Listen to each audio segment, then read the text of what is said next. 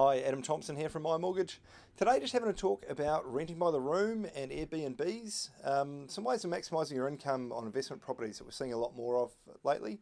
And really that's come by the fact that the values of property have increased and so have rents, and people are really trying to maximise the return on that investment that they're putting into these properties.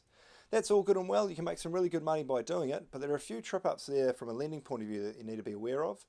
On the rent by room one, basically, the bank are going to take into account your net rental figure. So if you're renting by the room and you're charging in electricity and stuff like that for people, the bank's going to sit there and they're going to say, no, how much are you actually making out of that?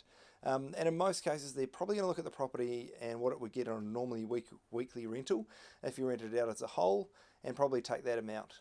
If you've had it going for more than 12 months, then we can submit financial accounts and get those numbers used for you. So that's another way of sort of working around it. Or if you've got a really good structure in place, that might work. Something to be mindful there though, is if your house is more of a boarding house or a hostel than an actual house, then the banks may consider lending a lower LVR on that property. So get in touch and check in with that first up. Airbnbs are a bit the same. Obviously when you set out to rent by Airbnb, you might be advertising for $400 a night, but there's no guarantee of how many nights you'll get across a year. So from that point of view, the banks are keen to see how you travel over time, look at 12 months financials for you, and then use that income for an Airbnb. But if you're buying that property new, you're not going to have that luxury.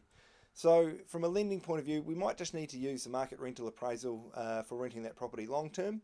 And if that works, that's great. We'll get your finance through on that basis. But there are some other factors we might need to play around with. A lot of that depends on the lender and their appetite at the time and what they've got in investment properties. So it really is a good case just having a chat to us about what your plans are, or where you're at in your current portfolio and how you'd like to expand, and then we can help to make a plan from there. So get in touch with me and Claire and the My Mortgage team. We'll set you right, talk through those fine details of those specific properties, and make sure you're sorted. Thank you very much. We'll talk to you soon.